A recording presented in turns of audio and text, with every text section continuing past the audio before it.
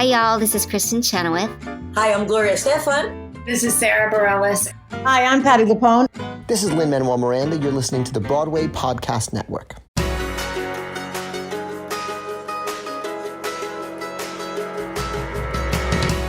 You're listening to the Theater Podcast, intimate personal conversations with the industry's biggest names. I'm your host, Alan Seals, and your guest today is Toneisha Harris. She is best known for being the runner-up on last season's The Voice, and is now heading into the North American tour of Hairspray as Motormouth Maybelle.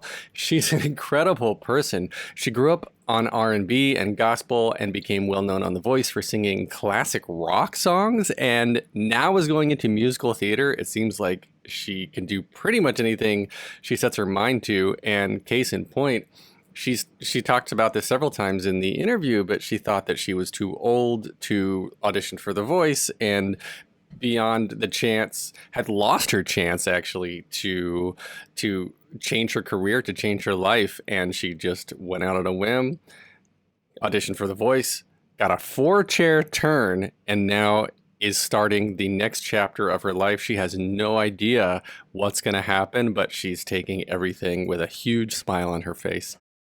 Before we get into it, please follow me on Instagram and Twitter, theater_podcast. Follow me on Facebook, /official theater podcast. Leave a rating, leave a review. And now everybody, please enjoy this episode with the lovely Toneisha Harris. Here you go. 1, 2, 3.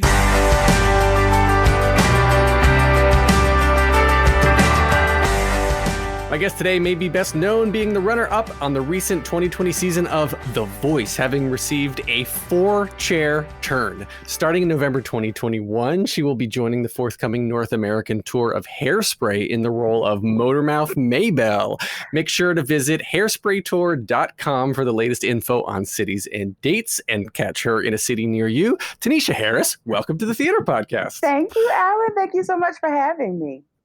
It's so nice to see you. I want to dive straight into this moment that I know personally I will never experience. So many people want to know this.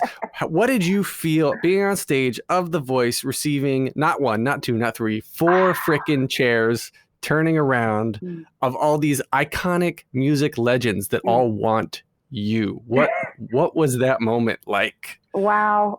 It was breathtaking, to be very honest with you, and a little overwhelming because I remember going up the steps, and I've said this before, but it really is true. I remember going up the steps telling myself, just don't trip up the steps. You can't take that back. So don't trip up the steps, because I had these cute heels on, but I just remember thinking, oh my God, okay, I have to get my nerves under control. And people don't know I had a complete meltdown backstage. Really? Before. Really? Yes, a complete meltdown. I'm not ashamed to say that, because it's just very real.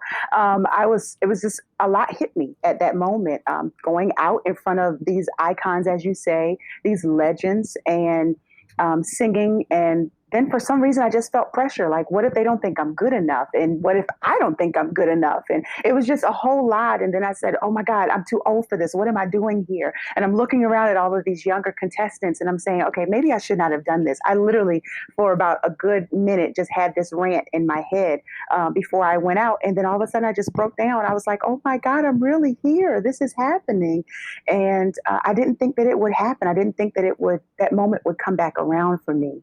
And the vocal coach came over to me, and she just kind of rubbed me on my back, and she said, are you okay? I said, no, I'm really not. And I mean, it was an ugly cry, Alan. It wasn't just a cute cry. It was like one of those kind of moments. And she just took a moment and let me rest my nerves, and reminded me why I was there, and that I did deserve to be there.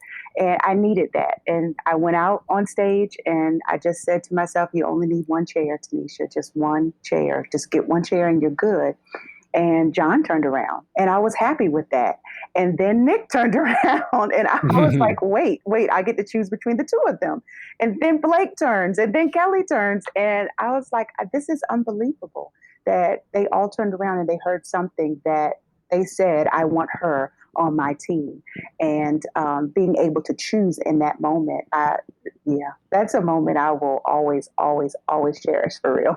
Being a 4-chair turn. Oh my gosh, you said so much in there that I definitely am going to circle back to because there's so much to unpack about everything. But staying in the voice for a second, Okay. when you watched when you when you watch back at the clip, right? You watch the episode and you see the other side of the chair, right? Because when you're up there, all you're seeing is the back of chairs. Right. But then you watch the episode and you get to see what they're saying to each other, the faces they're making to each other, and were you like, oh my God, what am I doing up here?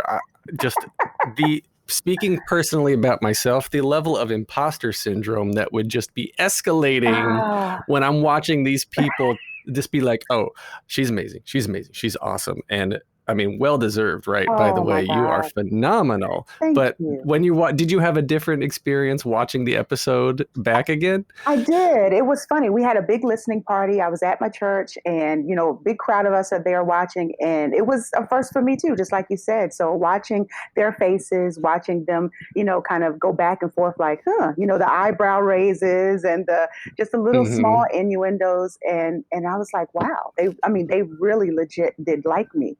And so I was just blessed by that, honestly, and overwhelmed all again. And I was crying watching it. So it doesn't take much to make me cry. So that's a disclaimer. Let me just say that. So I was crying watching it again and just thinking, wow, this is my reality now. This is life-changing, to say the I least. love that. And you chose Team Blake. I did. And that's why because your background is like not because Blake is bad. I want to stop there. I don't have anything against Blake, but you are R&B, you are soul, like where your background is coming from the church. And so Blake being country in my mind does not fit. Why did you choose Blake? In so many people's minds that didn't fit. That is the $1 million question that I get all the time. They're like, oh my God, you were on Team Blake. Wait, why did you pick Blake? And to be honest with you, for one, Blake has the most wins on the show. Blake is absolutely loved and revered by so many people. So I wanted to be on a team that I thought would give me a longer opportunity to be on the show. Some would call it strategy, but I just really wanted to go in that direction. And I really am a country buff, believe it or not. I had a crush. I said it on the show, but I had a crush on Kenny Rogers growing up for many, many years. And believe it or not, I think it was something about the beard. I don't know what it was, but I was in love with Kenny Rogers. And then in addition to that too, I also wanted to be somewhere that would show so many different sides of me. I don't want to be an artist that gets boxed in. Yes, gospel and R&B, soul is definitely my foundation, is my background, but I sing so many other things. I sing rock, pop, country, jazz. And so I wanted to be somewhere that would really give me the opportunity to showcase all of that and not be a one-trick pony, if you will. So that's really why I went there. I love that the songs, most of the songs that I saw you sing were all classic rock, right? And so that to me, I mean, you're breaking the mold, you're breaking the stereotype. Exactly. And I love it. I absolutely applaud you for that because it was a brilliant choice. Thank you, Alan. Thank you for that. Thank you for saying that. Yeah, of course. And you were saying that, you do want to break the mold. You do want to not be boxed in. And so now we're literally here talking because you're about to be in the national tour, the next national tour of Hairspray, right? So like, where did this come from? And why all of a sudden when you've got like record deals and The Voice and you could do recording artist kind of career path, where you got to take, I'm not going to say a detour because I don't think it's a detour at all, but why choose this fork in the road right now of going of the musical theater route? Wow, that's a good question. I do think that one of the biggest dreams of mine has been to get back into theater. I've done theater for a number of years. I've done Avenue X in Philadelphia. I did Little Shop of Horrors. I did Gospel at Colonists. So there was a few shows that I had done that kind of gave me that musical theater fever. And I wanted to get back into it. And I really didn't see what way to do it, to be honest with you. And then I had no clue that this national platform would give me the opportunity to be seen directors and people that are casting for something like this. And the opportunity came up, and I really did have to take a moment and think, do I want to pursue my music right now, or do I want to go forward with this opportunity? And I told myself, okay, if you don't, you're going to always wonder what would have happened if you did, and who knows if it'd come back around again. So I think that, music is something that you'll always be able to do. You'll be able to do it even while you're doing this as well. It's kind of a great marriage of both. So you got to do it. And I just kind of sat on it for a bit, and I told him, yes, I jumped at the opportunity. And what a great role and a great message to be able to take to the nation right now. So I think that I will definitely have an opportunity to still saturate the market with some great music for my fans before I go on the road, but this is definitely, I think, the right direction for me.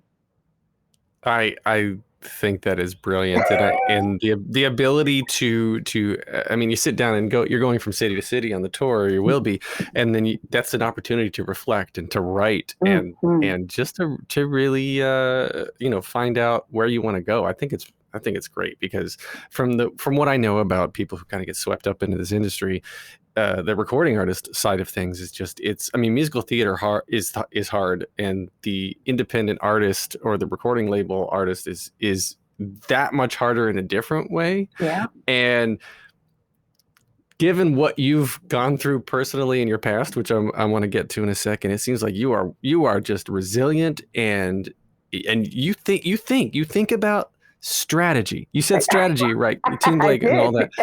You think about what I'm going to do, how I'm going to do it, and how I want to be different. And it's apparent to me, in the 10 minutes we've been talking already, that you're always thinking 4 moves ahead. Yes. And this was not, though, the first time you auditioned for The Voice. That's correct. Right. So you said when you were you're talking about your breakdown, you said you weren't sure if it was going to come back around for you again. Mm-hmm. So can we talk about your son for a little bit? Yeah. I was supposed to audition August the 5th, 2011. And he was diagnosed August the 1st, 2011, diagnosed with ALL, acute leukemia lymphoma. And our entire world obviously stopped. My son had gotten down to 86 pounds. And I knew that something was wrong for months. For about 3 or 4 months, we just kept going back and forth to the doctor, and we could not get a correct diagnosis, but I knew something was wrong. We had just really moved to Georgia. It had been maybe less than a year. And then this happens, and we didn't have any family, any support. We're just here. So I called back home to the doctor's office in Maryland and asked them, please tell me what I should be asking for, because I can't go back to the hospital and not have the right answer again. And they told me different tests to specifically ask for, and we did. And I demanded it. I said, we're not leaving until you do all of these tests and come back with what is going on with our son. And sure enough, that was August the 1st, we got the actual diagnosis. And I remember my son looking at me in the hospital, and he said, Mom, I still want you to go to your audition. I was I was baffled. Like, how can you even consider that right now? How can you think about me and that right now? And I told him, absolutely not. The only thing that matters to me right now is you, getting you better, walking you through this journey, because we had no idea what to expect, what was going to happen, whether my son was going to be here or not. We just knew that cancer is an interruption, and it came in, and that's exactly what it did. It interrupted our entire lives. And that was a very, very difficult journey for us, Alan. It really was. Those 3.5 years of treatment, that time of just watching him, touch and go moments that we almost lost him, all of that. And I remember we even watched that season of The Voice from his hospital bed. And he I was laying in the bed with him, and he said, Mom, I really, really hope that one day you get a chance to go back and do that, because you should have been on that stage. And I told him, I said, son, if it's meant to be, it'll come back around. Don't worry about that right now. It'll come back around. And I literally had put it out of my mind. I literally had. And then I get the email that they were coming back to Atlanta all these years later, and that they were doing an audition, and asked me, hey, do you want to audition? Oh my gosh, no. That's exactly what I said. I said, no, absolutely not. No, I literally had told myself I was too old. I had told that lie to myself that I was too old. I shouldn't do it. My time had passed. If it had been a couple of years after his diagnosis when he was getting better, then maybe so. But here we are 8, 9 years later. Why in the world would I chase that dream again? And it was him. It was my son that stopped me and said, now wait, Mom. Remember, you said if it was meant to be, it would come back around. So here's the opportunity. Why wouldn't you do it? I think you should do it. I said, I don't know, son. I don't know. Let me think about it. My life is in a different path now. I've got a full-time job working in accounting. Maybe I'll just be happy doing that and retire in that. And my husband looked at me and he said, you know, you're not going to be happy if you don't do this. And he was That's right. a good husband. And he was so right. And when he said that, I thought about it, and I responded back to them a couple of days later, and I signed up for an audition spot, and the rest literally is still being written. I won't even say it's history. It's still being written. I went, and I was the only one to make it in my room at that time and move forward to the next round of auditions. And it was just an amazing experience, all of it, that I still sometimes sit and unpack and think, wow, that really happened. And it really came back around. And he was able to be a part of the process with me this time. So that was such a full circle moment. Our season ended up being affected by COVID, and we had to end up finishing the season at home. We weren't even sure if we'd be able to do the season, and they came up with an idea, which I applaud them for being able to do. And they sent us a bunch of equipment, but basically said, we'll walk you through how to set it up, but you're going to have to basically run it on your own. So not only are you singers, but now you have to be tech, you have to be camera crew, lighting crew, your own makeup crew, hair crew, all of it. You have to do all of that yourself. And so he said, Mom, I help you. He's going to school for graphic design. So this was right up his alley. So he ended up being my camera and lighting crew. And it's so funny because by the end of the process, they had kind of become on a first name basis with him. And when they would come in the room ready to record me, they said, is Trenton with you? I said, yes, he's here. He is here. And they said, oh, okay, well, we know you're going to be good then. We don't have anything to worry about. So I loved that he was able to be a part of this story that's yet being written, and that he's here, honestly. That is life-changing for him to be able to interface with like this high-end production crew, right? Because it's going to open doors. And you were talking about, being with your son. I've got 2 little boys, and no question that if anything like that happened, I'm like, no, I'm giving up the rest of my life to make sure. Exactly. Make sure they're okay. If I could have moved that mountain for him, I would have. And I knew that I couldn't. So the best I could do was at least walk the journey with him. And here we are on the other side of it. Well, take me back then to the when you were younger, and like what got you into singing? Where did you start performing? And like we were talking about the R&B and the gospel background and all that. Where does all of that come from? Well, I started singing at a very, very young age, literally at the age of 5. I was singing with my family, my cousins. We would all get together and sing, and that was in church. And my mom and her sisters had a singing group, and they would travel up and down the Lower Eastern Shore, and we'd go everywhere, literally all weekend long. It didn't matter. We were in school Monday through Friday, but by Friday night, we knew we were going somewhere that they had to sing, and it would be like that the entire weekend.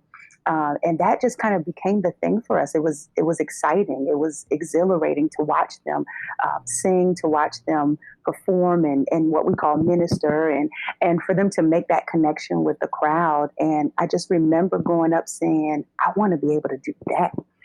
And I had no idea that my mom would push me the way that she did. But of course, for her, it was, you got to be singing gospel. So that was the caveat. That was the caveat, that you have to be singing gospel. There was nothing else. And so my dad would take me on rides, and it would just be the 2 of us, and he would turn the radio to R&B so that I'd kind of get some exposure to other music.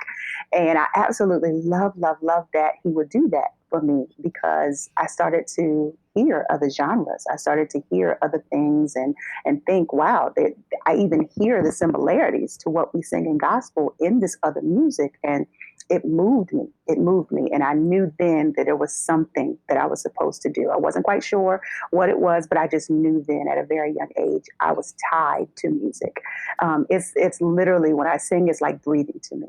And the moments that I would not sing, that I stopped singing, because I did stop singing for quite a while when my son was sick, it felt like something was missing. And so I'm really grateful that he exposed me to that and told me that it was okay to listen to other music, that it was okay to love country, it was okay to love pop. I would run home, get off the bus and run into the house before my parents got home, and I'd turn on the videos so that I could listen to the videos and watch them. And that's where I found Ronnie Millsap, and I found, Hall & Oates, and I found Kiss, and all of these people that I started to fall in love with, as well as the R&B genre. And I was like, wow, it's a whole world of music out here. Wait a minute. And I'm falling in love with Tina Turner. And it's just all of these different people that really were intricate in my exposure to music and my love for music. That is so beautiful.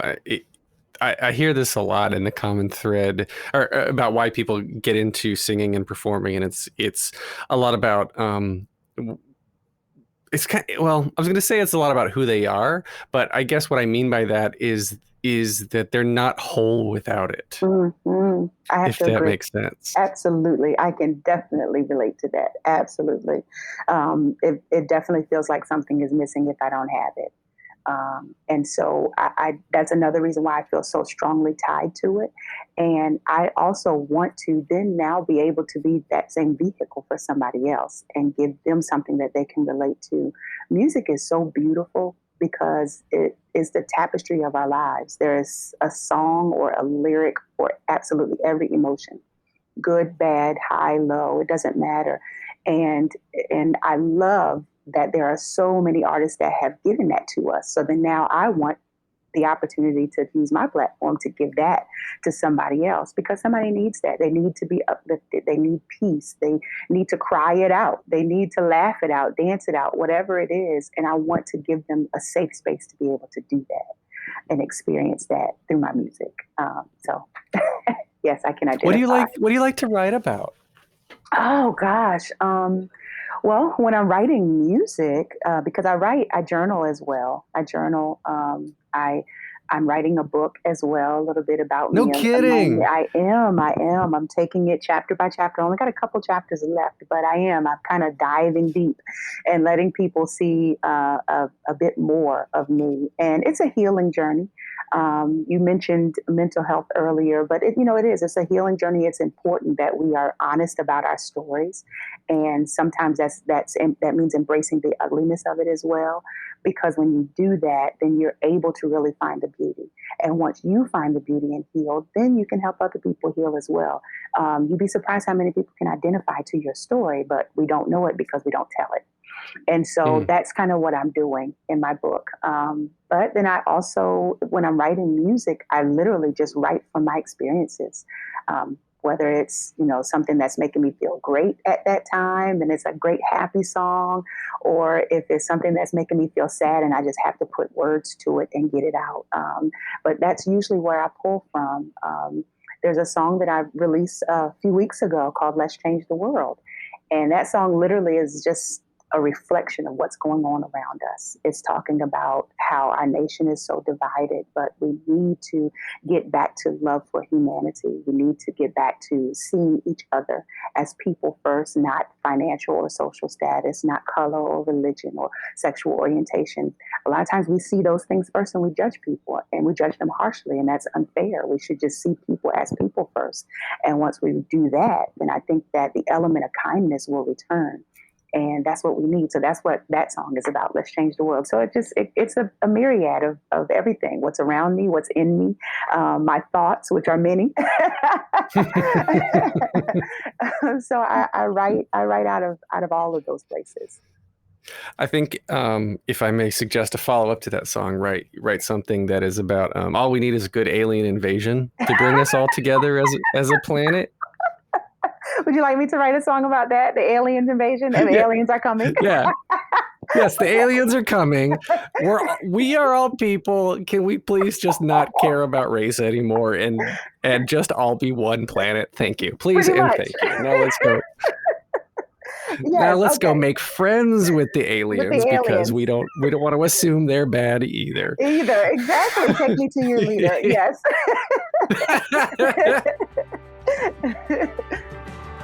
We're going to take a short break. Stay tuned for more of the episode.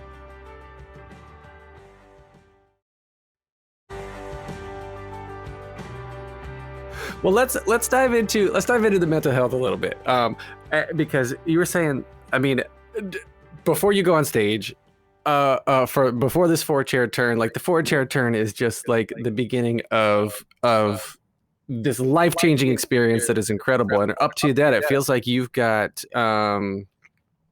this massive amount of maybe stress or anxiety, or what's going on in the head. What caused this all of a sudden, this outpouring of emotion to cause the breakdown? You know, the more that I embark on the things that I have dreamt of doing, the more I realize how much I have limited myself.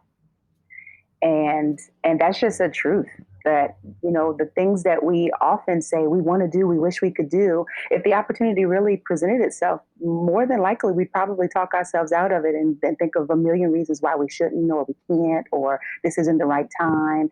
And so I had one of those moments, and I really had to step back and realize, now, wait a minute, you've prayed for this, you've asked for this, you've dreamt for this. And I literally would have concerts in my bedroom when I was a kid. I would line I literally would. I would line up all of my stuffed animals on the bed. And I would do this even into my teen years. It doesn't matter. All of my stuffed animals were lined up. That was my crowd. That was my audience. And I would have a complete concert right by myself. And so I literally did pray for moments like these. And now it's here. And I think that sometimes we dream, but there's still an element of doubt. Sometimes we dream, but there's still an element of fear. And if I would just want to encourage people to just do it anyway, even if you're afraid, do it anyway, because you're worth the try. And I think that I had so many things in my life that made me think I wasn't worth it, that made me think that I wasn't good enough. And in that moment, I really started to believe those things. Why am I here? Why am I here? And I just had to take that moment and step back and wait. Okay, wait, you are good enough, Toneisha. You were made for this. You have fought for this. And so now that you're here, don't talk yourself out of this moment. It was really just me. It wasn't even a lot of external resources. That was all me that I had to confront and deal with in that moment. And I'm glad that I did. And I'm glad that I still did it shaking. I still did it afraid. I still did it thinking my voice isn't going to hold out. And I got out there and just let it all go. I used all of those emotions and let it go. And and I got 4 chairs. Oh my God. Now here's a truthful moment. That was not the only meltdown that I had on the show. I love it. I did have another one. Before I sang Diamonds, which was my knockout song, Rihanna, Diamonds. I was with the vocal coach and I was real comfortable. You know, sometimes when we get pushed out of our comfort zone, we get afraid too. And so I was very, very comfortable in the key that we had chosen and the rendition that I was doing. And I remember the vocal coach said, "Oh, you're giving me chills." She was like, "That's great." And then she stopped and she said, "But can we push the key up a bit? I just feel like you were playing it real safe." And I literally looked at her and said, "No, ma'am. No, thank you." And she said, "Well, are you sure? Can we just think about it?" And I just stood there and I looked at her and I said, "Okay, if you really want to try, we'll just try." She said, "Well, it's just you and me in the room. Let's just try it. And if it doesn't work, then we'll tell the band to change the key. I just want to hear it." And so I said, "Okay, fine." So we changed the key. We went up higher and I sang the song and it came out. The entire song came out exactly the way that I wanted it to. And when we got done, I looked at her and I broke down crying again, Alan. Oh my gosh. Oh my gosh. And she said, "What are the tears for? What is that? Where is that coming from?" And I just looked at her and I said, "Because I really realized that there was a large part of me that doubted myself, that doubted that I could do this." And, you know, my dad passed away in 2004 and he was definitely one of my biggest supporters. And he would always tell me, "Shine, baby girl." And it's like I could hear him saying that in that moment as I'm singing that song. And so when I finally got on the stage and got the opportunity to actually sing that song, it became so much more than just lyric, so much more than a moment, so much more than the knockout. I wasn't even thinking about the knockout at that time. In that moment, I just thought, okay, if this was such an emotional moment for me, somebody in this audience is going to need to hear this and feel this as well. So let me just take everybody else out of the equation and just sing this song the way that I really feel it.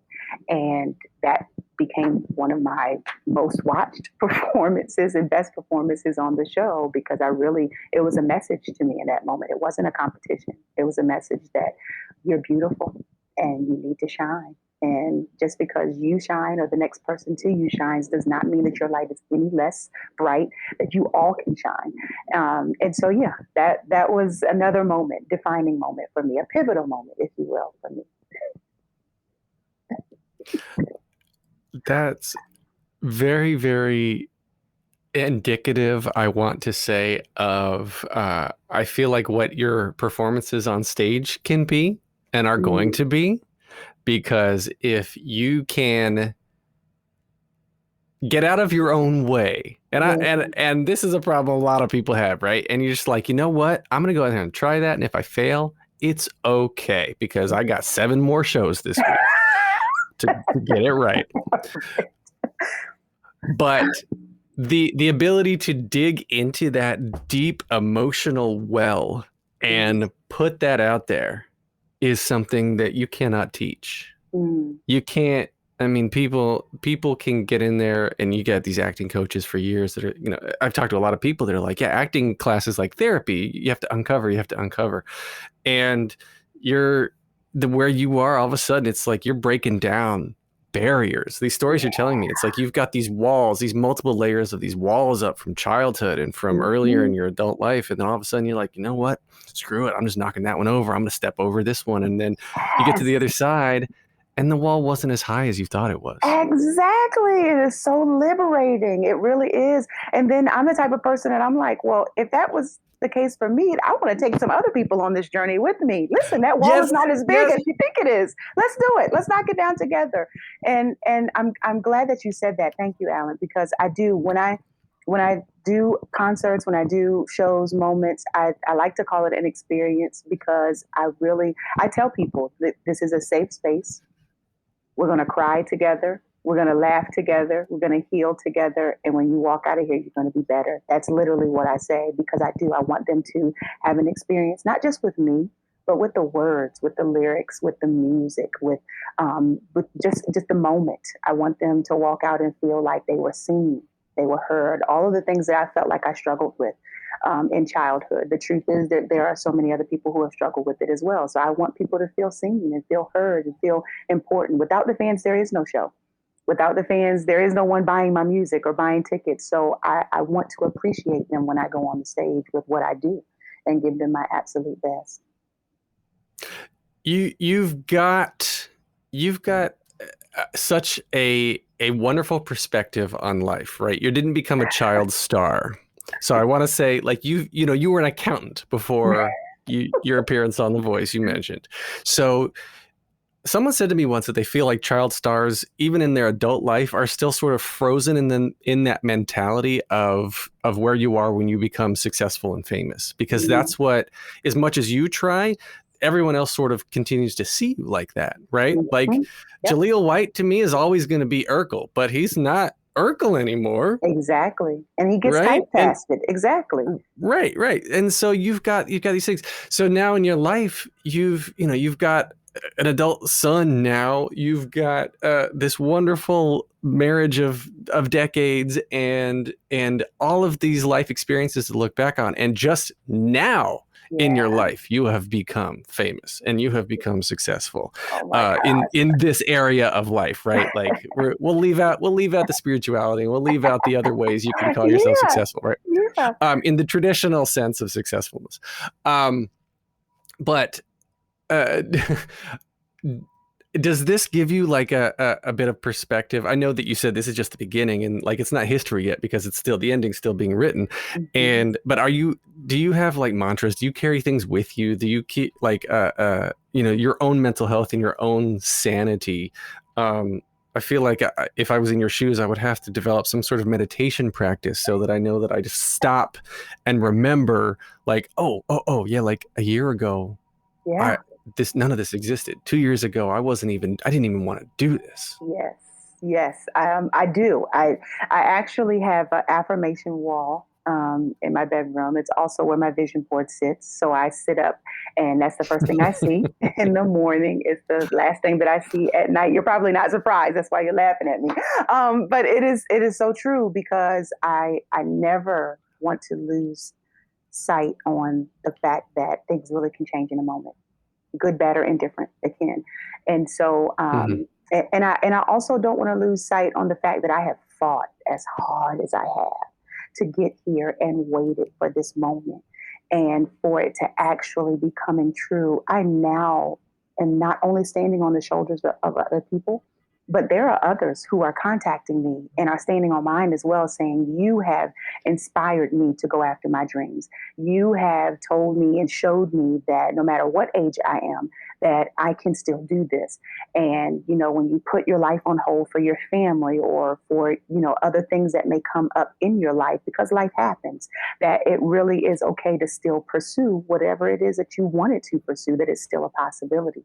And so, yes, I do. I do have to take moments every day to just reflect on where I am, reflect on where I'm going, try to make sure that I always have a plan. But, I understand that, I have to depend on God and however this is supposed to happen, because this definitely is not at all how I imagined it happening.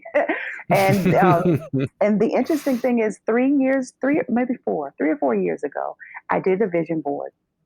And one of the first things on my vision board that you look at and see is Broadway. And Really? yes, yes, it's big red and gold letters, Broadway. And next to that is a television set, on a picture of a television set, because I said I want both of those things. I want TV, I want Broadway, I want theater. I want to be able to go back into that. And there's some other things on there as well that I'm yet waiting on. But to look at that, it kind of gives me a moment to just sit back and be thankful. And I think that we often don't take that time in life to just sit back and be thankful. We're always on 100 thinking about what we have to do, what we don't have. I fall guilty to that as well sometimes. But it's important to just take a moment and stop and say, well, wait, let me be thankful for where I am and how I got here. And that I still have, more left to do and more left to give. And so I do. I have to take those moments on a daily basis. So is that overwhelming to think about the unknown that's in front of you right now? Oh my God, yes, absolutely. Because I know that life happens. I mean, my son is a great testament to that. You're fine one day and then all of a sudden you're not. So I definitely understand how that is. And I think that keeping that in the back of my mind also prevents me from taking this moment for granted as well. It always grounds me because it literally can change. And just as well as I know, in this industry, it is such an industry where you can be hot today and then not tomorrow, or within the same 24 hours, hot and then canceled. I mean, so that's just the culture that we live in, unfortunately. So when you're riding the wave, it's best to just take that moment and be appreciative and be thankful and just ride it, because trust me, that wave is going to come down one day. And so my strategic mind thinks now, okay, I don't know how long this is going to last, but let me figure out how I can create some other residual income and how I can create other connections and avenues so that this thing continues to work for me even when I can't do this anymore. And I think that that's important as well. So yeah, it can be very overwhelming because you don't know, and then we're in the middle of a pandemic still. It shut down Broadway and it shut down our industry before, and we're hoping that we're able to continue, even with it still, on the rise now. So it's so uncertain and there's too many variables on a day-to-day basis. So it definitely can be overwhelming, but I take it one day at a time as much as I can. That's beautiful. That's beautiful. All right. So I want to wrap up this episode with three closing questions, three standard closing questions I ask everyone. The first one, just very simply, is what motivates you? What motivates me? My family, to be honest with you. They are my safe space and my launching pad all at the same time. So my family. Yeah, I want better for them. And then, so the next question is, what advice would you give to your younger self and younger people listening now, starting out down a similar path? I would advise them and myself. It's funny that you would even say this, Alan. At the end of each chapter of my book, I'm writing a letter to myself at that age. So I'm kind of, this is just real important that you even said that. So I would say, don't stop believing in yourself. You'll get a million no's, but it only takes one yes. And you are worth it. You're good enough, even though you can be the best you. And that's all you can do. You will get a million no's, and all it takes is one yes. That's the quote. That's the quote of the day right there. I think it's brilliant. All right. Last question then. This is the hardest one. If you could only see one show for the rest of your life, but you can see it as many times as you want, what would you see? Oh my God, that is a hard question. Oh gosh. The theater, does it matter? The movie, does it matter? Interpret it however you. I like to leave it open ended. Interpret it however you want. Oh, unfair. Oh gosh, that's a good one, Alan. I usually don't get stumped. I am super stumped here. Oh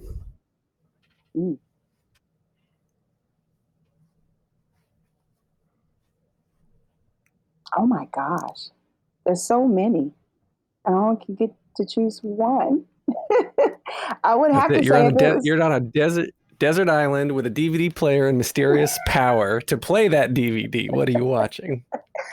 Oh gosh, for the rest of my life, I'm going to have to say it's going to have to be something that's going to make me laugh. So it would have to be either In Living Color or Martin. I love it. I love it. Yeah. Oh, those are wonderful. All right. And so everyone, make sure to check out hairspraytour.com to find latest info on cities and tour dates. And where else can we find you on social media? On Facebook and Twitter, Toneisha Harris. Remember, it's Tone first, Toneisha. Toneisha Harris. On Instagram, I am Toneisha Harris. You can also go to my website, ToneishaHarrisMusic.com. If that's too convoluted for you, you can go to T Harris Music and it will direct you to Toneisha Harris Music. So yeah, we want you to keep up with me. Sign up for my Superheroes fan club. We're going to be doing some exclusive stuff for that as well while we're on the road. Just don't want you to miss it. So stay connected. Thank you, Alan. Oh yeah, plug that. I haven't heard about that. What's the Superheroes fan club? So, back in the day, it was important to be a fan club of the artist. And I was a fan club of several of artists. And I would get posters, or you'd get a little knickknack or merchandise that they might send you. And so I wanted to go back to that. I think that it's a bit of nostalgia, and people like to feel like they're connected to you, not just on social media, but I also want to give them something else. Maybe I might be a poster on somebody's wall one day, or, exclusive merchandise, or come and experience a pop-up with me, whether it's a Q&A or a pop-up concert. So I want the fans to feel connected to me and to feel my love and appreciation. And so My Superhero was one of my first songs that I released from the show. And it's about my son. So I feel like everybody is a superhero in your own right, because life is hard. And so that's what I named my fan club, Superheroes. So sign up for the Superhero fan club and stay connected with me. Oh, that is wonderful. You're such a beautiful person. Oh, thank you. I agree. Fan clubs are a dying breed, yes. I guess, if you could say that. Yeah, not many people want to do that anymore, because you can just hop on Instagram and talk to people. But getting that merch, getting that in-person sort of behind-the-scenes stuff, I love it. Yeah. You can get more of me at thetheaterpodcast.com. I'm on Instagram and Twitter at theater_podcast, on Facebook /official theater podcast. Please leave a rating and a review wherever you are listening now. Thank you to Jukebox the Ghost for the intro and outro music. And Toneisha, thank you for this wonderful, wonderful conversation. I have enjoyed this so much. Take a deep breath, make the world a little colorful.